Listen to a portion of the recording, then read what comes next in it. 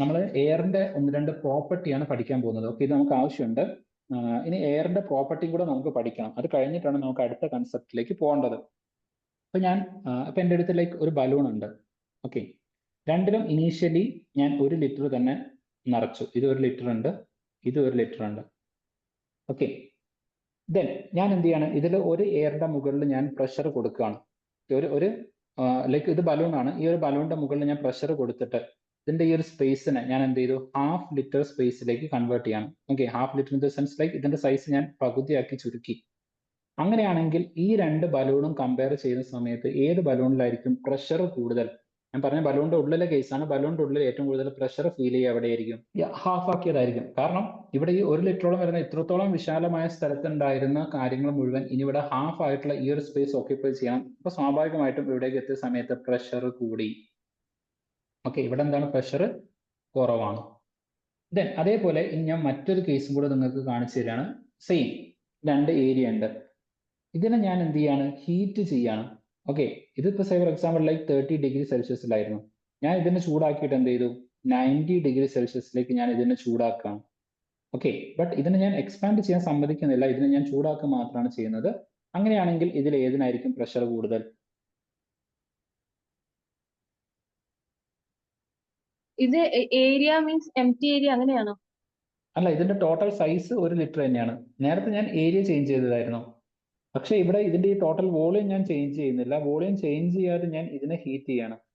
എനെയും ബിനെയും ഞാൻ ഹീറ്റ് ചെയ്തു. അങ്ങനെയാണെങ്കിൽ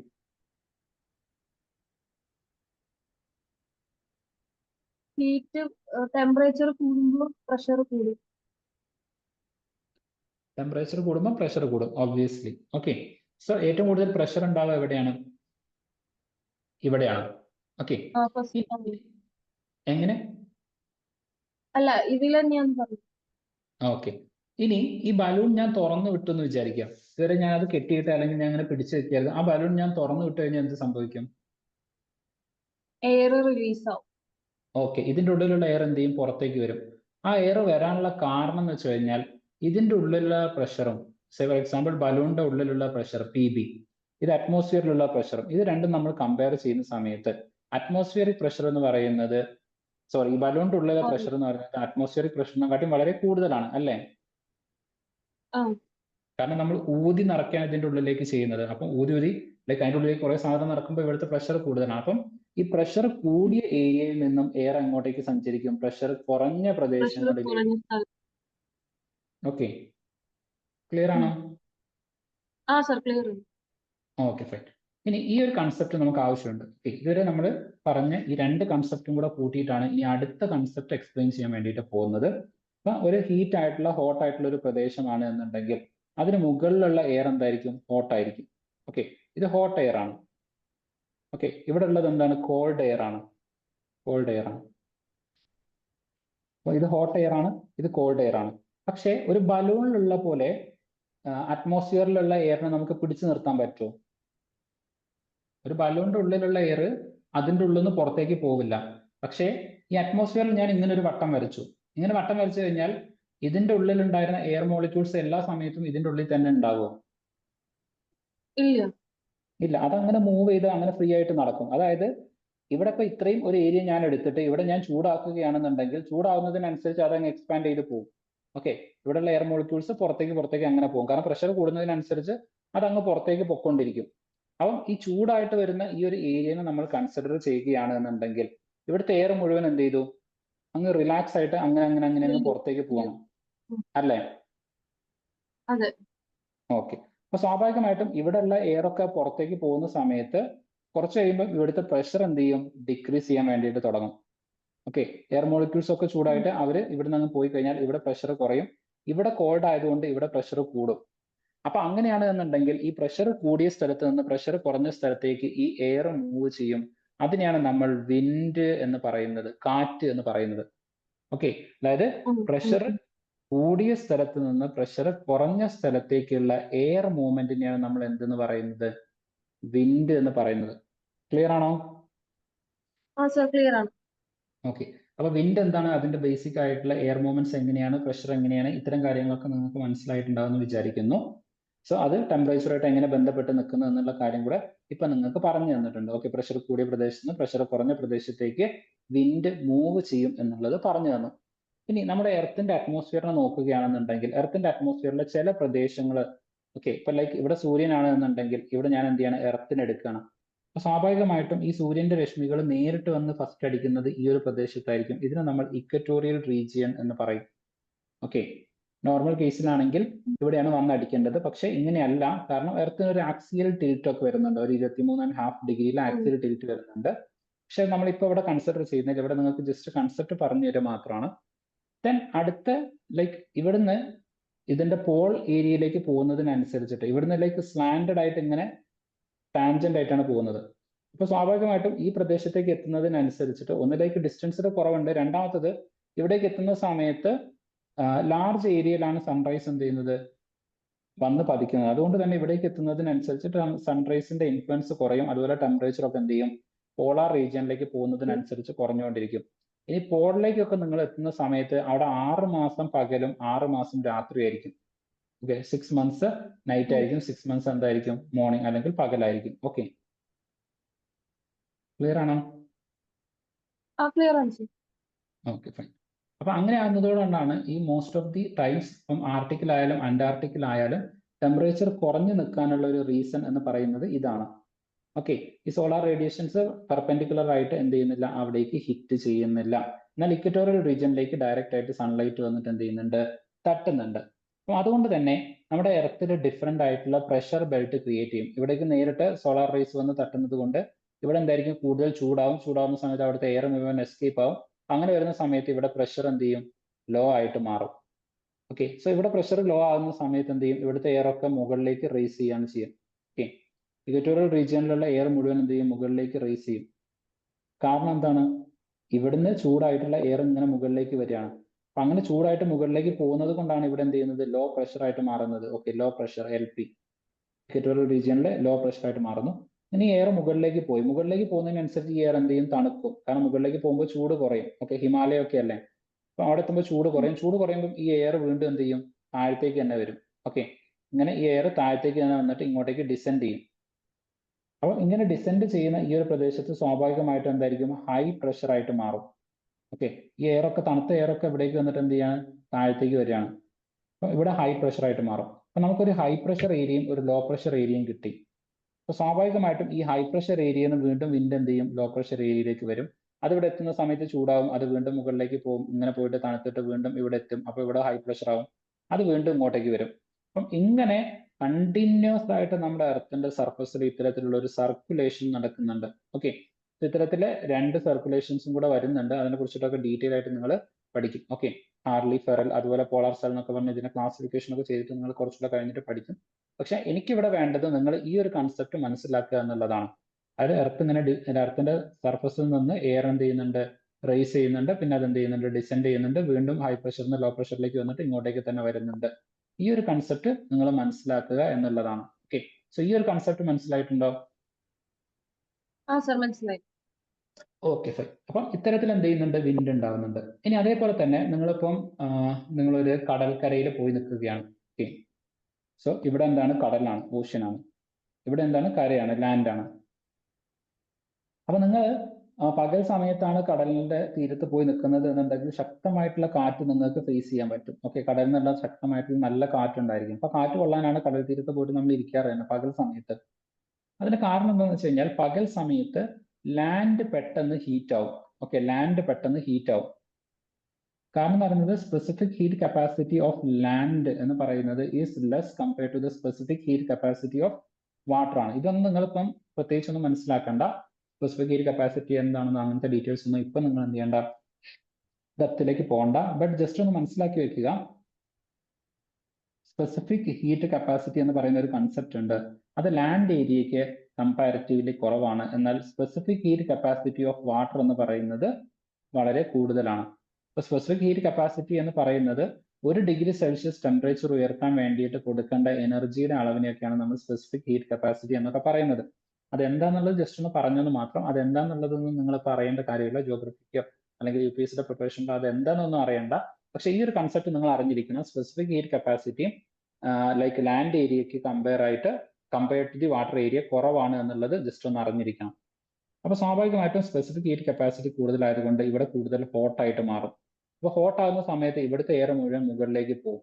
അപ്പം ഇവിടെ ഒരു വാക്വം ക്രിയേറ്റ് ചെയ്യും. അതുകൊണ്ടാണ് കടൽ തീരത്ത് നിന്ന് അല്ലെങ്കിൽ കടലിൽ നിന്ന് കാറ്റുകൾ എന്ത് ചെയ്യുന്നത്, അല്ലെങ്കിൽ വിൻഡ് എയർ എന്ത് ചെയ്യുന്നത്, നമ്മുടെ കരയിലേക്ക് വരുന്നത്. അപ്പം ഇങ്ങനെ ഈ കരയിലേക്ക് ഈ വിൻഡ് വരുന്നത് കൊണ്ടാണ് നമുക്ക് എന്ത് വരുന്നത്, കടൽ കാറ്റ് അല്ലെങ്കിൽ സീ ബ്രീസ് എക്സ്പീരിയൻസ് ചെയ്യാൻ വേണ്ടിയിട്ട് പറ്റുന്നത്. സീ ബ്രീസ് എക്സ്പീരിയൻസ് ചെയ്യാൻ വേണ്ടിയിട്ട് പറ്റുന്നത് during morning time. Okay, during morning time or day time. Day ടൈമിലാണ് നമുക്ക് എന്ത് ചെയ്യുന്നത്, സീ ബ്രീസ് എക്സ്പീരിയൻസ് ചെയ്യാൻ വേണ്ടിയിട്ട് പറ്റുന്നത്. എന്നാൽ ഇതേ സമയം രാത്രിയായി എന്ന് വിചാരിക്കാം. ഓക്കെ, രാത്രി ആകുന്ന സമയത്ത് എന്ത് സംഭവിക്കും? ഇത് ലൈക്ക് നമ്മൾ ഓഷ്യൻ എടുക്കുകയാണ്. This is ocean, this is land area, this is land area. ഇനി ഇത് രാത്രിയാകുന്ന സമയത്ത് എന്ത് സംഭവിക്കും? നേരെ തിരിച്ചായിരിക്കും. ഓഷ്യൻ അത്ര പെട്ടെന്ന് തണുക്കില്ല. എന്ന് വെച്ച് കഴിഞ്ഞാൽ ഓഷ്യൻ എപ്പോഴും നല്ല ചൂടാണ്, പക്ഷേ ലാൻഡ് ഏരിയ തണുത്തു, ഇവിടെ കൂളായി. ഓക്കെ, ഇവിടെ എപ്പോഴും ഹോട്ടാണ്. സ്പെസിഫിക് ഹീറ്റ് കപ്പാസിറ്റി ആകുന്ന സമയത്ത് പെട്ടെന്ന് ചൂടാവുകയില്ല, പെട്ടെന്ന് തണുക്കുകയില്ല. എന്ന് വെച്ച് കഴിഞ്ഞാൽ അതിന്റെ ഒരു ടെമ്പറേച്ചർ മെയിൻറ്റെയിൻ ചെയ്യും. ഇവിടെ എന്തായിരുന്നു, ഇത് പെട്ടെന്ന് ചൂടായില്ല എന്നുള്ളതായിരുന്നു. അതേപോലെ ഇവിടെ ഇത് പെട്ടെന്ന് തണുക്കുകയില്ല, ആ ഒരു മിനിമം ടെമ്പറേച്ചർ മെയിൻറ്റെയിൻ ചെയ്യും. അപ്പം സ്വാഭാവികമായിട്ടും ഇവിടെ കുറച്ചും കൂടെ എന്തായിരിക്കും, ഹോട്ടായിരിക്കും. അപ്പോൾ ഹോട്ടാകുന്ന സമയത്ത് ഇവിടുത്തെ എയർ മുഴുവൻ എന്ത് ചെയ്യും, ചൂടായിട്ട് മുകളിലേക്ക് പോകും. അപ്പം ഈ കൂൾ ഏരിയയിൽ നിന്ന് അല്ലെങ്കിൽ ലാൻഡ് ഏരിയയിൽ നിന്ന് വിൻഡ് ഇങ്ങോട്ടേക്ക് ഫ്ലോ ചെയ്യും. ഇതിനെയാണ് നമ്മൾ ലാൻഡ് ബ്രീസ് എന്ന് പറയുന്നത്, അല്ലെങ്കിൽ കരക്കാറ്റ് എന്ന് പറയും. ഓക്കെ, ലാൻഡ് ബ്രീസ് അല്ലെങ്കിൽ കരക്കാറ്റ്. ഇപ്പൊ സീ ബ്രീസ് എന്താണ് എന്നുള്ളതും ലാൻഡ് ബ്രീസ് എന്താണ് എന്നുള്ളതും വിൻഡിന്റെ മൂവിങ് പാറ്റേൺ എങ്ങനെയാണ് എന്നുള്ളതും ഇത്തരം ബേസിക് ആയിട്ടുള്ള കാര്യങ്ങളൊക്കെ നിങ്ങൾക്ക് മനസ്സിലായിട്ടുണ്ടാവും എന്ന് വിചാരിക്കുന്നു. ഓക്കെ, ക്ലിയർ ആണോ? ക്ലിയർ ആണ്. Okay, fine, good. അപ്പം ഇത്രയും കാര്യങ്ങൾ ഇതുമായിട്ട് ബന്ധപ്പെട്ടുകൊണ്ട് നിങ്ങൾ ഓർത്ത് വെക്കേണ്ടതാണ്. ലാൻഡ് ബ്രീസ്, സീ ബ്രീസ്, അങ്ങനത്തെ കാര്യങ്ങളൊക്കെ. അപ്പൊ രണ്ട് type of like air circulation ഞാൻ നിങ്ങൾക്ക് പറഞ്ഞു. ഒന്ന് ഗ്ലോബലി അങ്ങനെ നടന്നുകൊണ്ടിരിക്കുന്നത്. ഓക്കെ, അത് ത്രൂ ഔട്ട് ദ ഗ്ലോബ് എന്ത് ചെയ്യുന്നുണ്ട്, നടക്കുന്നുണ്ട്. അതായത് ചൂട് കൂടിയ ഇക്വറ്റോറിയൽ പ്രദേശത്ത് നിന്ന് ഉയരുന്നു, തണുത്ത പ്രദേശത്ത് പോയിട്ട് എന്ത് ചെയ്യുന്നുണ്ട്, താഴുന്നുണ്ട്. രണ്ടാമത്തത് ലാൻഡ് വേഴ്സസ് ഓഷ്യൻ. ഇത് ലാൻഡാണ്, ഇത് ഓഷ്യൻ ആണ്. അപ്പം രാത്രിയും പകലായിട്ട് അങ്ങോട്ടേക്കും ഇങ്ങോട്ടേക്കും എന്ത് ചെയ്യുന്നുണ്ട്, ഇത്തരം പ്രദേശങ്ങളിൽ കാറ്റടിക്കുന്നുണ്ട് എന്നുള്ളത് അത് നമുക്കറിയാം. ഇനി നമ്മുടെ ഇന്ത്യൻ ഓഷ്യൻ റീജിയൻ അല്ലെങ്കിൽ നമ്മുടെ ഇന്ത്യയുടെ കേസ് ഒക്കെ എടുക്കുകയാണ് എന്നുണ്ടെങ്കിൽ, ഓക്കെ, നമ്മൾ നേരത്തെ പറഞ്ഞ അതേ കേസ് തന്നെയാണ്. നമ്മുടെ ഇന്ത്യൻ കോണ്ടിനെന്റ് ചൂടാവുന്നത് എന്ന് വെച്ച് കഴിഞ്ഞാൽ സമ്മർ ടൈം. ഓക്കെ, സമ്മർ ടൈമിൽ ഇത് എന്ത് ചെയ്യും, നന്നായിട്ട് ചൂടാവും. ചൂടാവുന്ന സമയത്ത് ഇവിടെ ലോ പ്രഷർ ആയിട്ട് മാറും. കാരണം എന്താണ്, ഇന്ത്യയുടെ മുകളിൽ ഇവിടെ ചൂടാവുന്ന സമയത്ത് ഇവിടെയുള്ള എയർ മുഴുവൻ എന്ത് ചെയ്യും, മുകളിലേക്ക് പോകും. അങ്ങനെ ഇവിടെ എയർ അല്ലാതാവും, ലോ പ്രഷർ ആവും. അപ്പം അറേബ്യൻ ഓഷ്യൻ അല്ലെങ്കിൽ ഇന്ത്യൻ ഓഷ്യൻ റീജിയനിൽ എന്തായിരിക്കും, ഹൈ പ്രഷർ ആയിരിക്കും.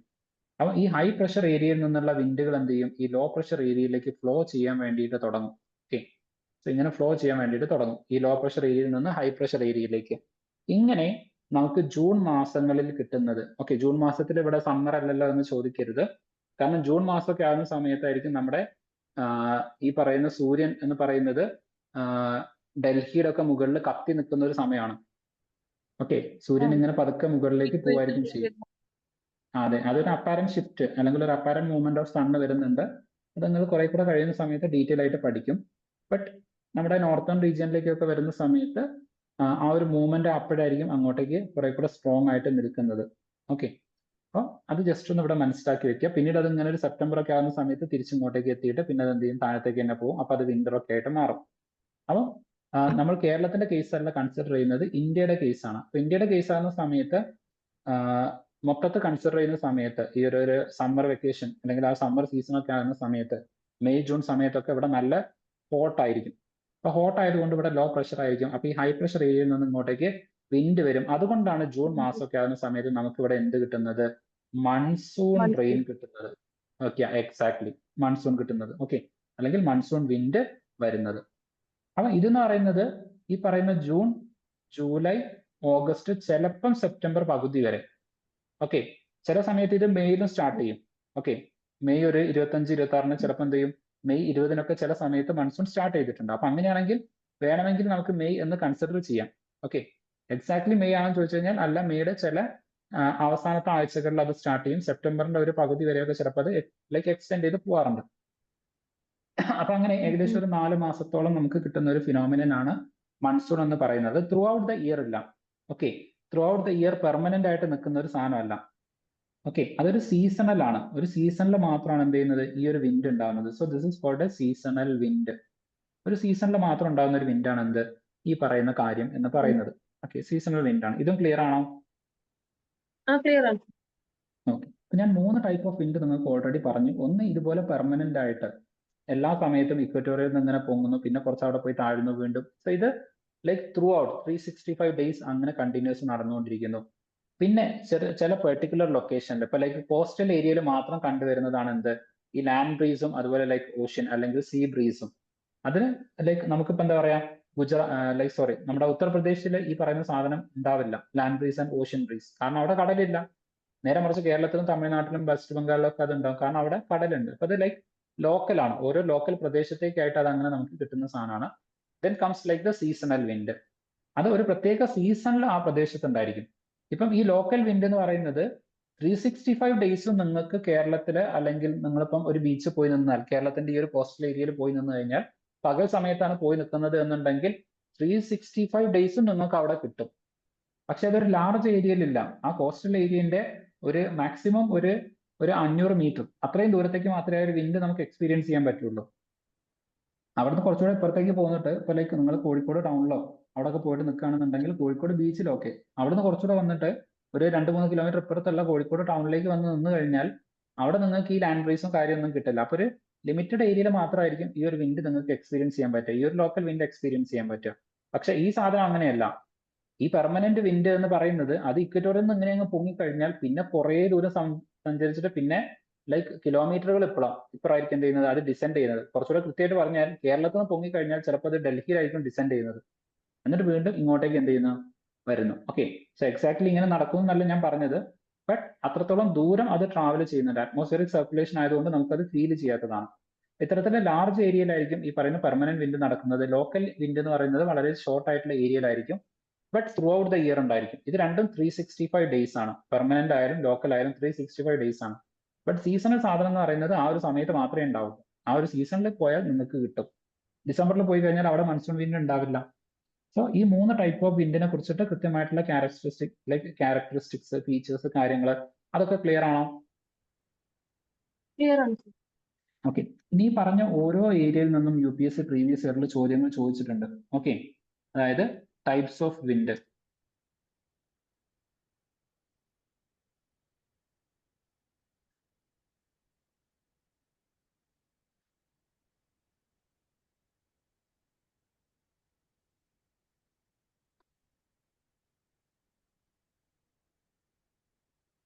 സോ 2024 ചോദിച്ചിട്ടുള്ള ഒരു ചോദ്യമാണ്.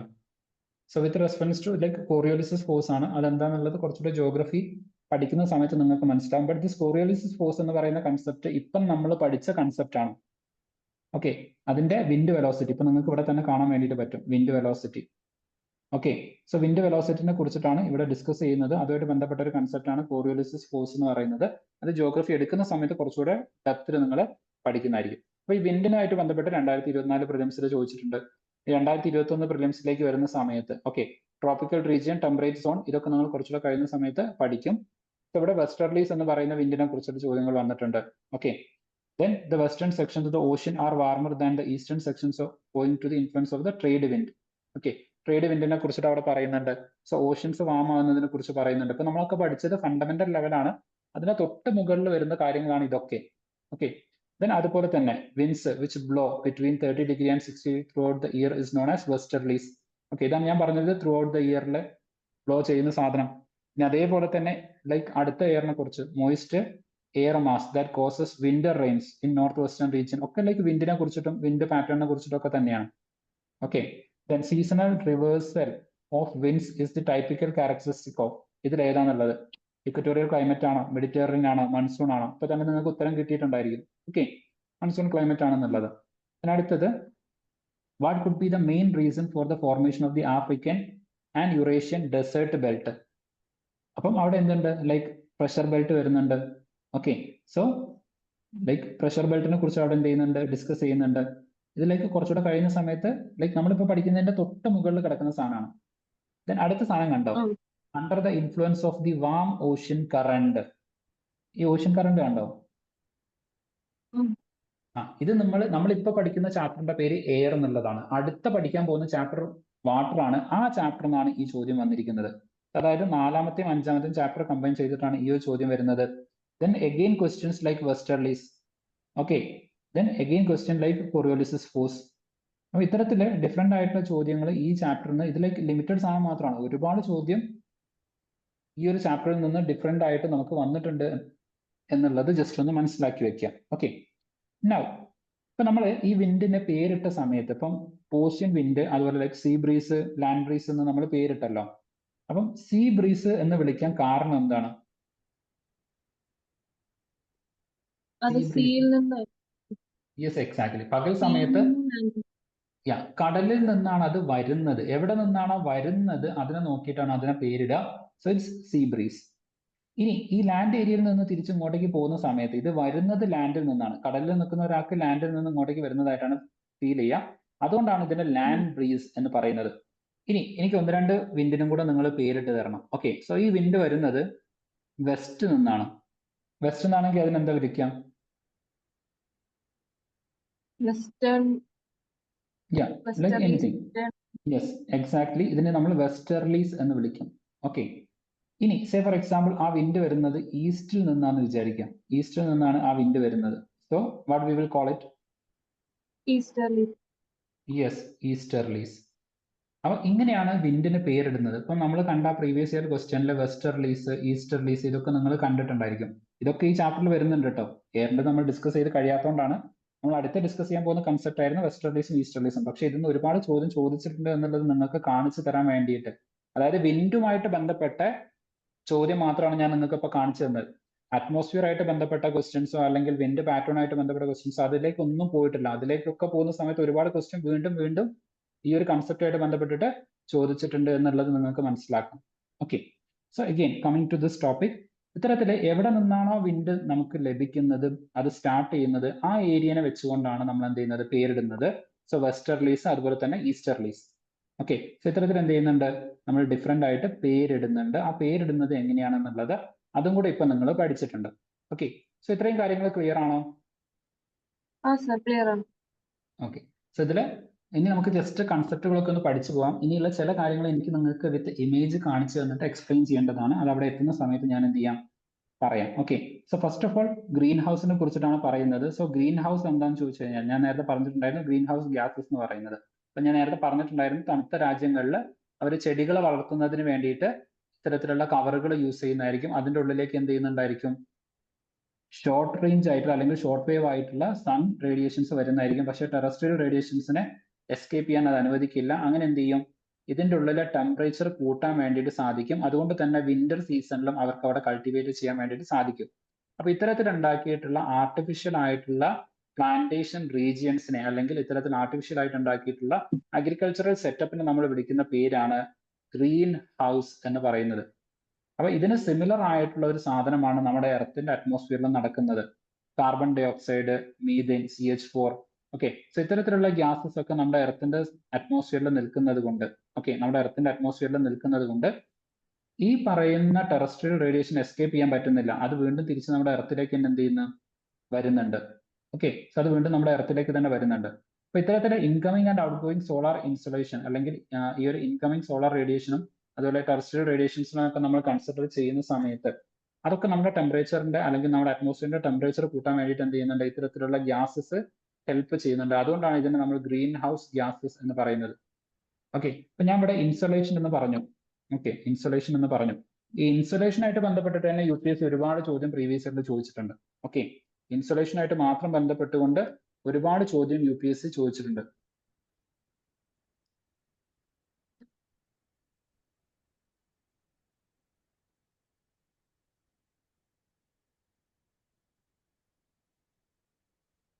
ഇതൊരു ചോദ്യമാണ്, 2023 ചോദിച്ചിട്ടുള്ള ഒരു ചോദ്യമാണ്.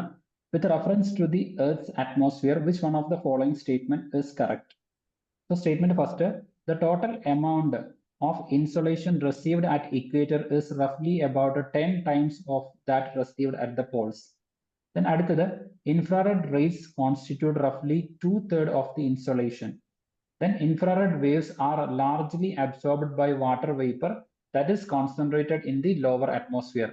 Then infrared waves are a part of visible spectrum. അത് അപ്പോൾ തന്നെ നിങ്ങൾക്ക് മനസ്സിലായിട്ടുണ്ടാവും, of electromagnetic waves of the solar radiation. Infrared waves നമുക്ക് കാണാൻ വേണ്ടിയിട്ട് പറ്റില്ല. കാരണം വിസിബിൾ സ്പെക്ട്രത്തിൽ വരുന്നത് വിബ്ജിയോർ മാത്രമാണ്. ഓക്കെ, വയലറ്റ് മുതൽ റെഡ് വരെ വരുന്ന വിബ്ജിയോർ മാത്രമാണ് വരുന്നത്. അതിൽ ഇൻഫ്രാ റെഡ് വരുന്നില്ല. ഇൻഫ്രാ റെഡ് എന്നാണ്. സോ റെഡിന്റെ അപ്പുറത്ത് നിൽക്കുന്നതാണ് എന്ത്?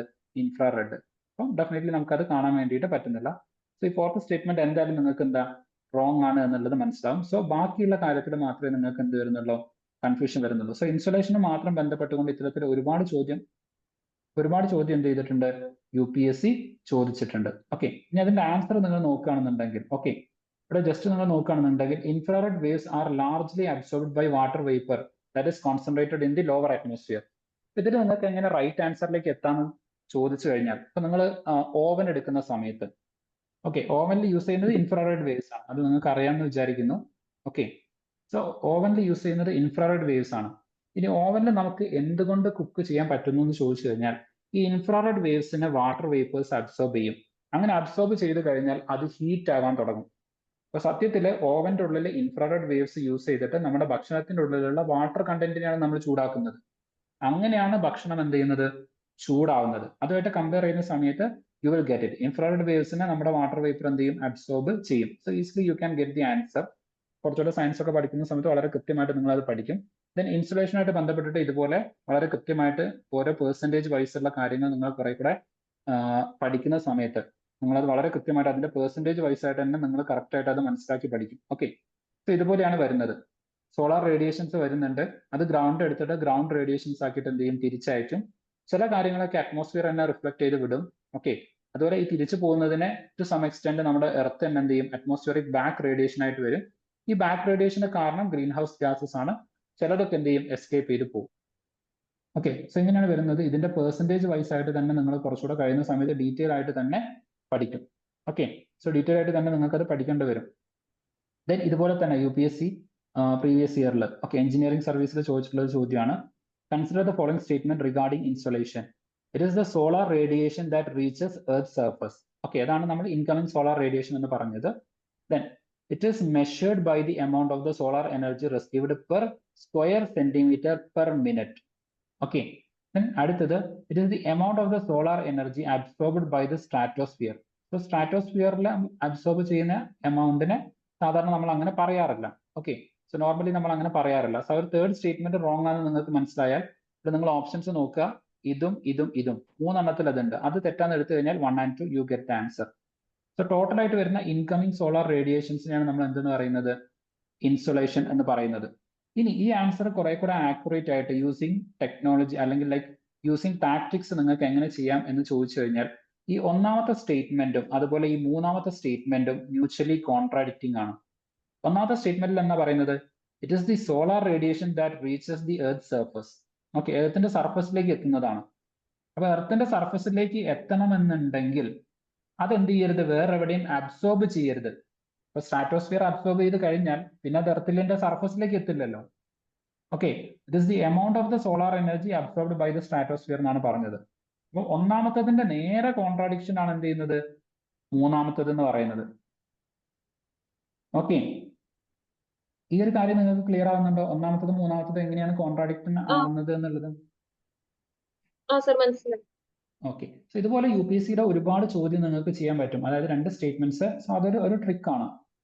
ഒന്നാമത്തെ statement is in contradiction with the third statement. ഇതൊക്കെ നിങ്ങൾ കുറച്ചുകൂടെ കഴിയുന്ന സമയത്ത് ഡീറ്റെയിൽ ആയിട്ട് പഠിക്കും. ഓക്കെ, ടെസ്റ്റ് സീരീസിലേക്ക് കുറച്ചുകൂടെ ഫർദർ പോകുന്ന സമയത്തും PYQ ഒക്കെ ഡിസ്കസ് ചെയ്യുമ്പോൾ you will get to know about it. നമ്മളിപ്പോൾ കറന്റ് ബാച്ചിന് ഇപ്പൊ ലൈക്ക് നമ്മൾ അവർക്ക് പഠിപ്പിച്ചു കൊടുത്തിട്ടുണ്ടായിരുന്നത് ഈ ഒരു കാര്യങ്ങളായിരുന്നു. എങ്ങനെയായിരിക്കും നമ്മൾ UPSC ക്വസ്റ്റിനെ അപ്രോച്ച് ചെയ്യേണ്ടതെന്നുള്ളത്.